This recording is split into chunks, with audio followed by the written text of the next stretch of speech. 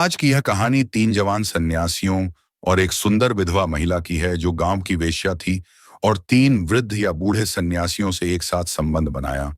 और संबंध बनाने के बाद वह विधवा विधवा स्त्री गर्भवती हो गई। मित्रों, यह कहानी रहस्यमय, रोमांच और बदलाव से भरी हुई है। मित्रों, कैसे इन तीन बूढ़े सन्यासियों की मुलाकात इस महिला से होती है और तीन बूढ़े सन्यासियों ने मिलकर कैसे उस महिला के साथ संबंध बनाया और कैसे उन तीन सन्यासियों ने महिला को गर्भवती कर दिया और कैसे यह कहानी एक अनोखे मोड़ पर पहुंचती है। मित्रों, आज की यह कहानी दिल दहला देने वाली कहानी है। तो मेरी आप सभी से आग्रह है कि वीडियो को शुरू से लेकर अंत तक जरूर देखना। और मित्रों, वीडियो को लाइक करके हमारे आप सभी कमेंट बॉक्स में अपने अपने पिता का नाम जरूर लिखकर कमेंट करना। तो मित्रों, चलिए आप सभी का ज्यादा समय नष्ट ना करते हुए कहानी को सुनाना प्रारंभ करते हैं। मित्रों, एक बार की बात है, मध्य देश में एक बहुत ही सुंदर नगर था। उस नगर के समीप एक बहुत ही बड़ा विशाल घना जंगल था। उस जंगल में बहुत ही लंबे लंबे और मोटे मोटे पेड़ उस जंगल को और घना बना रहे थे। और वह जंगल इतना डरावना था, जहां पर ना ही कोई आता था ना ही कोई जाता था। उसी जंगल के मध्य में एक छोटी सी झील थी, जहां पर जंगली पशुओं का बसेरा था। उसी झील के ऊपर एक आश्रम बना हुआ था। उस आश्रम में तीन बूढ़े सन्यासी रहा करते थे। मित्रों, जहां पर कोई आता जाता नहीं था, वहां पर यह तीन बूढ़े सन्यासी रहा करते थे। मित्रों, वो एक बार की बात है, वह तीनों सन्यासी सत्य की खोज में देश देशांतर की यात्रा कर रहे थे। जिनमें से किसी की उम्र 80 वर्ष की थी, तो किसी की 90 वर्ष की थी, तो किसी की 95 वर्ष की थी। और वे सन्यासी एक तपस्वी जीवन जीते थे और महादेव के सच्चे भक्त थे। और वे तीनों सन्यासी एक सुखी जीवन जीते थे। वे तपस्वी सन्यासी जीवित रहने के लिए, भोजन प्राप्त करने के लिए गांव गांव में भिक्षा मांगते और भिक्षा के बदले में वे तपस्वी सन्यासी लोगों को जीवन के सच्चे मार्ग के बारे में उपदेश देते ही उद्देश्य था सत्य की खोज, जो हर मनुष्य को अपने जीवन में करनी चाहिए। मित्रों, एक बार की बात है, ज्येष्ठ का महीना चल रहा था और गर्मियों की एक दोपहर में जब सूर्य अपने तेज प्रकाश से पृथ्वी को झुलसा रहा था, तब तीनों सन्यासी एक घने जंगल से गुजरते हुए एक छोटे से नगर की सीमा पर पहुंच जाते हैं। यह गांव उन तीनों साधुओं के अपेक्षाकृत बहुत ही छोटा था। यहाँ गिने चुने घर थे और चारों ओर हरियाली फैली हुई थी। नगर के लोग सीधे साधे और आशावादी थे। वे अपनी जीविका के लिए कृषि पर निर्भर थे और अपनी दिनचर्या चलाने के लिए दिन भर खेतों में मेहनत किया करते थे। और जब तीनों सन्यासियों ने नगर में प्रवेश किया और भिक्षा मांगने लगे, वे तीनों साधु अलग अलग होकर एक एक घर में जाकर करपुत्री भिक्षा निदेही कहकर अन्न और जल मांगते। नगर के लोग श्रद्धापूर्वक उन्हें भोजन देते और उनके उपदेश को ध्यान से सुनते। कुछ लोग अपनी समस्या भी उन साधुओं से साझा करते, जिनको सन्यासी समझता और धैर्यपूर्वक समाधान बताते। धीरे धीरे पूरे नगर में उनकी भिक्षा पूरी हो गई। लेकिन इस गांव के समीप घने जंगल के किनारे एक झोपड़ी बनी हुई थी, जो उस नगर से बिल्कुल अलग थी और नगर के अंतिम छोर पर थी। और दिन में उस झोपड़ी के पास ही तो कोई आता था और ना ही तो कोई जाता था। तभी उन तीनों सन्यासियों ने उस झोपड़ी की ओर अपने कदम बढ़ाए। कुछ दूर जाने के बाद पीछे से एक आवाज आती है। वह आवाज एक वृद्ध पुरुष की थी।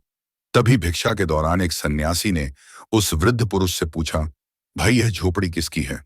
हमने पूरे गांव से भिक्षा मांग ली है, परंतु अभी तक मैंने इस झोपड़ी से भिक्षा नहीं मांगी है। जब उस वृद्ध पुरुष ने साधु की बात सुनी, तो उसका चेहरा अचानक से गंभीर हो गया।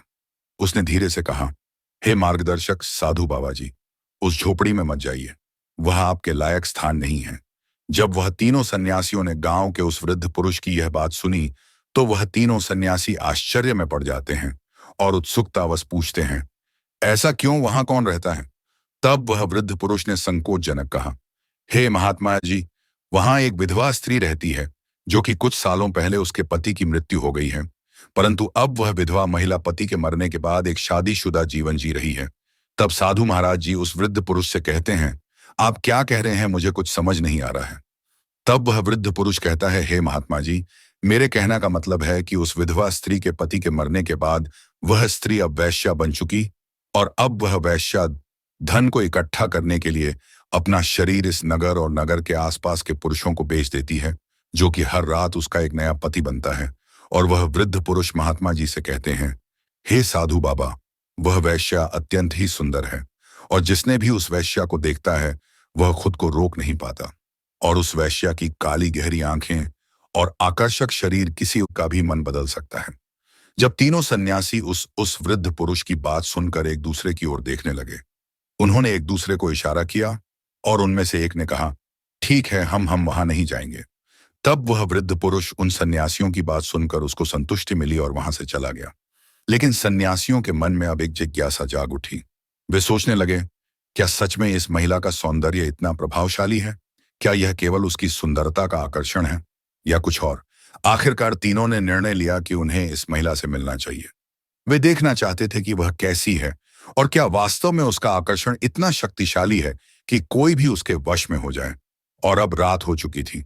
जब रात्रि का पहला पहर बीत चुका था और रात्रि का दूसरा पहर चल रहा था, और वे सन्यासी रात्रि में उस नगर के किनारे जंगल में खड़े होकर उसी वैश्या की झोपड़ी की ओर बड़े ध्यान से देखे जा रहे थे।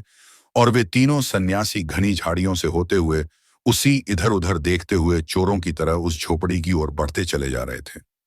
और अब वे सन्यासी उस झोपड़ी के दरवाजे के समीप खड़े हो जाते हैं।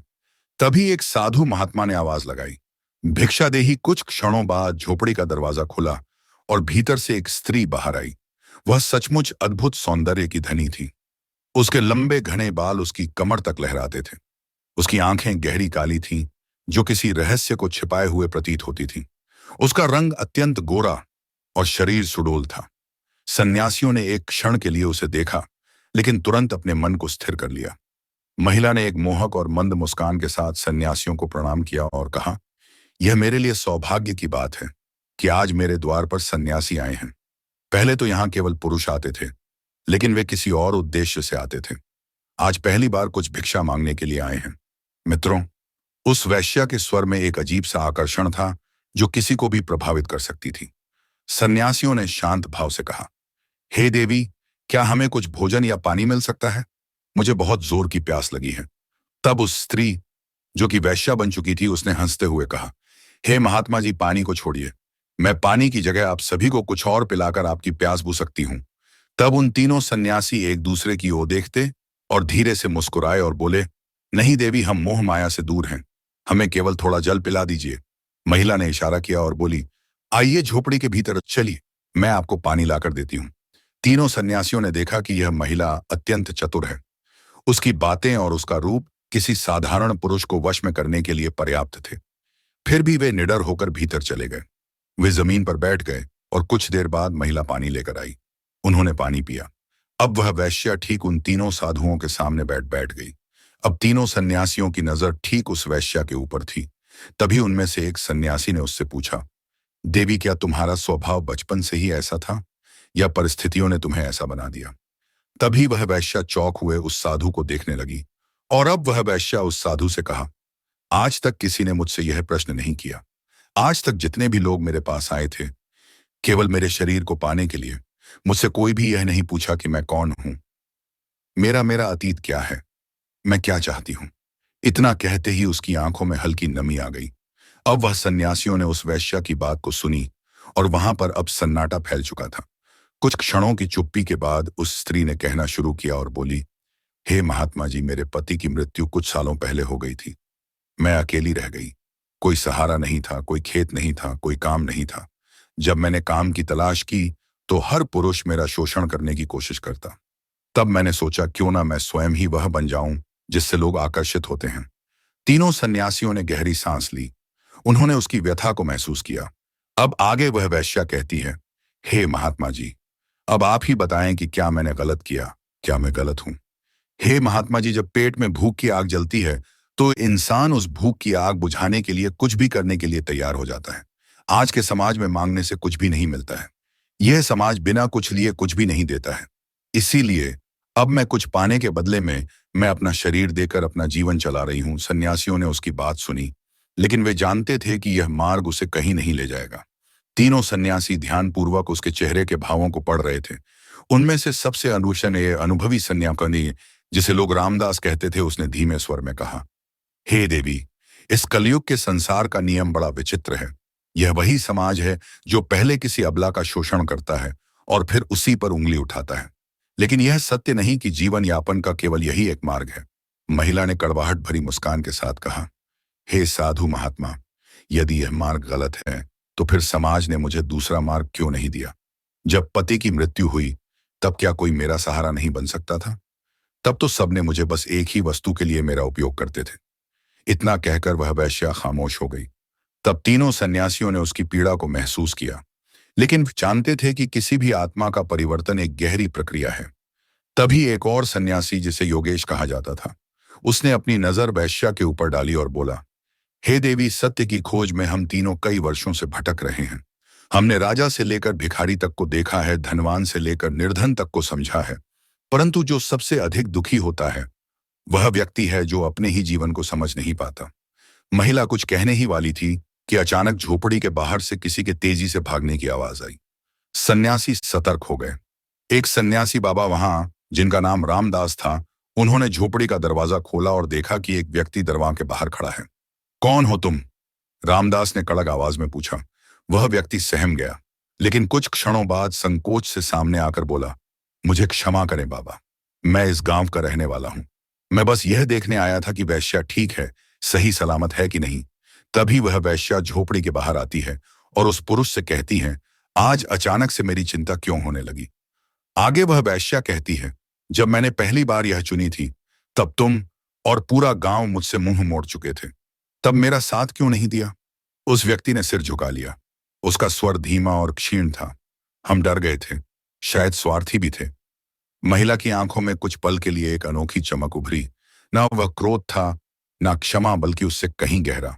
कुछ सन्यासियों ने इस संवाद को ध्यान से देखा और फिर उस व्यक्ति की ओर मुड़े। क्या तुम वास्तव में इसकी सहायता करना चाहते हो? एक गहरी चुप्पी छा गई। फिर उसने धीरे से कहा, यदि यह सच में अपना जीवन बदलना चाहती है तो मैं इसका साथ देने के लिए तैयार हूं। महिला के मन में असमंजस था। क्या वह सच में बदल सकती थी? क्या समाज उसे फिर से स्वीकार करेगा? उसकी आंखें इस प्रश्न का उत्तर खोजने लगी। उसने सन्यासियों से पूछा, बाबा, यदि मैं यह राह छोड़ दूं तो क्या लोग मुझे अपनाएंगे? क्या वे मेरा अतीत भूल पाएंगे? तब उसका योगी मुस्कुराए और बोले, देवी, जल चाहे जितना भी मैला हो जाए, समय और धैर्य के साथ वह फिर से निर्मल हो सकता है। प्रश्न यह नहीं कि समाज क्या करेगा, बल्कि यह है कि तुम क्या चाहती हो। महिला पहली बार निशब्द हो गई। किसी ने उससे यह प्रश्न पहले कभी नहीं पूछा था, लेकिन इससे पहले कि वह कोई उत्तर देती, बाहर हलचल मच गई। कुछ पुरुष जो कभी उसके पास जाया करते थे, अब विरोध और असम से भरे खड़े थे। बाबा, आप यहाँ क्या कर रहे हैं? एक वृद्ध बुजुर्ग ने कड़े स्वर में पूछा। तभी उन सन्यासियों ने उन नगरवासियों को शांत रहने के लिए कहा, लेकिन गांव वालों में बेचैनी थी और उसमें से कुछ युवा नगरवासी सोचने लगे कि यदि यह स्त्री सुधर गई तो हमारे रास्ते बंद हो जाएंगे। किसी ने फुसफुसाकर कहा, और उसी क्षण सन्यासियों को समझ में आ गया कि समस्या केवल इस महिला की नहीं, बल्कि पूरे समाज की थी, जो नैतिक पतन के मार्ग में जा चुका था। तभी सन्यासी रामदास ने हाथ उठाया और गंभीर स्वर में बोले, भाइयों, हम केवल स्त्री के लिए नहीं आए हैं, बल्कि पूरे गांव की भलाई के लिए आए हैं। तभी एक गांव का नागरिक सन्यासी की बात का उपहास उड़ाते हुए कहा, बाबा, यह जन्म से ही ऐसी थी, इसकी नियत यही थी। तभी वह महायोगी मुस्कुराया और बोला, किसी की नियति जन्म से तय नहीं होती। यदि ऐसा होता तो पत्थर कभी भगवान नहीं बन सकता था और मिट्टी कुम्हार के हाथों में आकार घड़ा का रूप नहीं ले सकती थी। मनुष्य वही बनता है जो वह स्वयं बनना चाहता है। गांव के नागरिकों के बीच मौन छा गया। किसी सन्यासी से ऐसी बातें पहले कभी नहीं सुनी गई थी।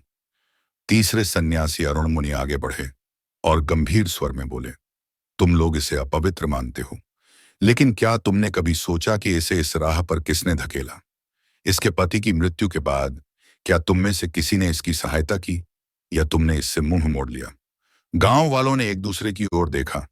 कुछ ने शर्म से सिर झुका लिया। मुनि रामदास ने आगे कहा, अगर एक पुरुष सन्यासी बन जाए तो लोग उसे पूछते हैं, लेकिन यदि कोई स्त्री अपना अलग मार्ग चुनती है तो उसे तिरस्कार मिलता है।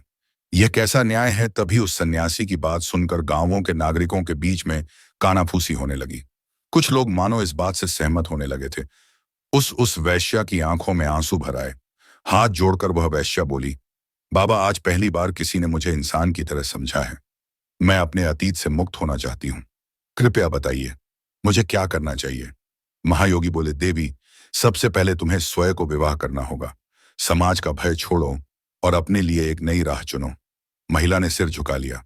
फिर धीरे धीरे उसने अपने गहने उतारकर सन्यासियों के चरणों में रख दिए और बोली, आज से मैं अपनी पुरानी पहचान छोड़ रही हूं। मैं अब एक नया जीवन शुरू करूंगी। गांव वाले यह देखकर आश्चर्यचकित रह गए। कुछ को पछतावा हुआ, कुछ के मन में सम्मान जाग उठा। अब रामदास गांव वालों की ओर मुड़े और बोले, अब यह स्त्री नया जीवन शुरू करना चाहती है, लेकिन प्रश्न यह है, क्या तुम लोग इसे स्वीकार करोगे? गांव में फिर से हलचल मच गई। कुछ लोगों ने सहमति में सिर हिलाया, लेकिन कुछ लोग अब भी संदेह में थे। तभी एक वृद्ध किसान आगे बढ़ा और बोला, बाबा, आपने हमारी आंखें खोल दी। यदि यह अपने जीवन को बदलना चाहती है तो हमें इसे स्वीकार करने में कोई संकोच नहीं होना चाहिए। धीरे धीरे और भी लोग सहमत होने लगे। कुछ युवकों ने कहा, यदि यह महिला मंदिर में पूजा पाठ करना चाहती है तो हम इसे रोकेंगे नहीं। सन्यासियों के चेहरे पर संतोष की मुस्कान आई। परिवर्तन की प्रक्रिया आरंभ हो चुकी थी। तीनों सन्यासियों ने महिला को आशीर्वाद दिया और कहा, अब तुम अपने जीवन को उस सत्य की ओर मोड़ सकती हो जिसकी तुम वर्षों से उपेक्षा कर रही थी। जो भी कठिनाई आए, धैर्य मत खोना। सत्य का मार्ग कठिन होता है, लेकिन यही तुम्हें वास्तविक आनंद देगा। गांव वाले अब पूरी तरह शांत हो चुके थे। कई लोगों ने महिला से क्षमा मांगी और उसे नया जीवन शुरू करने के लिए प्रेरित किया। सन्यासियों ने को अंतिम बार देखा और उस वैश्या को आशीर्वाद देकर गांव के नागरिकों से विदा लेकर अपने मार्ग पर आगे बढ़ गए। महिला ने उसी दिन से गांव के मंदिर में पूजा पाठ करना प्रारंभ कर दिया। उसने अपना समय भक्ति सेवा और सत्संग में लगाना शुरू कर दिया। धीरे धीरे गांव के लोग भी उसे स्वीकार करने लगे। जो लोग कभी उसकी ओर गलत दृष्टि से देखते थे, अब वे सभी उसका सम्मान करने लगे। गांव की अन्य स्त्रियों ने भी उसमें प्रेरणा देखी। वे समझ गए कि आत्मसम्मान से जीने का दूसरा मार्ग भी हो सकता है, और इस प्रकार एक महिला का निर्णय केवल उसके लिए ही नहीं बल्कि पूरे गांव के लिए परिवर्तन का कारण बन गया। और अब वह नगरवासी उस स्त्री की शादी एक युवा पुरुष से कर दी। अब वह वैश्या जो थी, अब उसकी दोबारा से शादी हो चुकी थी और अब वह सुखी पूर्वक अपने पति के साथ अपना जीवन व्यतीत करने लगी। मित्रों, यह कहानी आप सभी को कैसी लगी? कमेंट बॉक्स में कमेंट करके जरूर बताना।